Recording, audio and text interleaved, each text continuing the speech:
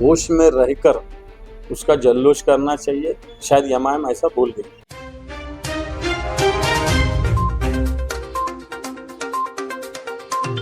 इस प्रकार पैसे फेंकना गलत है। आपको कामयाबी मिली तो उसका एक कामयाबी होश में रहकर उसका जल्लोश करना चाहिए। शायद एमआईएम ऐसा बोल गई। भारत की सुरक्षा मंत्री राजनाथ सिंह ने पाकिस्तान और चीन को टारगेट करते हुए कहा है कि हमारे पड़ोसी जो है सर गिरे, वो कब क्या करेंगे कोई भरोसा नहीं। लेकिन एक बात और सामने आई है, कल परसों चाइना का एक डेलीगेशन आया था, उससे बीजेपी, आरएसएस और कम्युनिस्ट पार्टी भी, चाइना के लोग एक जगह बैठ के एक मीटिंग कर रहे हैं। ये भी एक सामने न्यूज आई है। कुछ दिन पहले ऐसा ही डेलीगेशन चाइना का आया था, कांग्रेस के नेता उनसे मिले थे, तो बीजेपी ने इस पे सवाल उठाए थे। लेकिन मैं ये आपके माध्यम से पूछना चाहता हूँ कि तुम जो मिलते हैं चाइना के लोगों से, उस पे सवाल क्यों नहीं खड़े होते?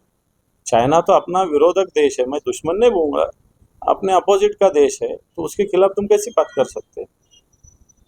कपिल सिब्बल ने कहा है कि उद्धव ठाकरे की सेना ही असली शिवसेना है।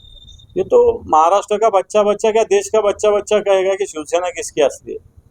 बाला साहब ठाकरे जी की शिवसेना उद्धव जी ठाकरे संभालते हैं, उनकी शिवसेना असली है।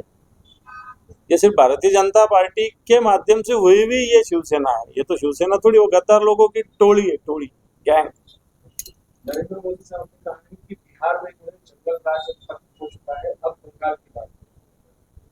अब बिहार में तो उनके विचार की सरकार पिछले कई दिनों से है, तो जंगल राज कैसा क्या रहा मोदी होते हुए, ये भी सवाल है। बिहार में पिछले 5 साल से नीतीश कुमार जी की सरकार है, जिसमें भारतीय जनता पार्टी सहभागी है, तो वहाँ जंगल राज, इसका मतलब है कि आपके माध्यम से जंगल राज बिहार में रहा, ये इसका अर्थ होता है। बंगाल में कहा जंगल राज है? बंगाल में ममता दीदी अच्छा काम करती है, उनको नहीं चाहिए वो, इसलिए उसको वो बदनाम करेगी। Thank you.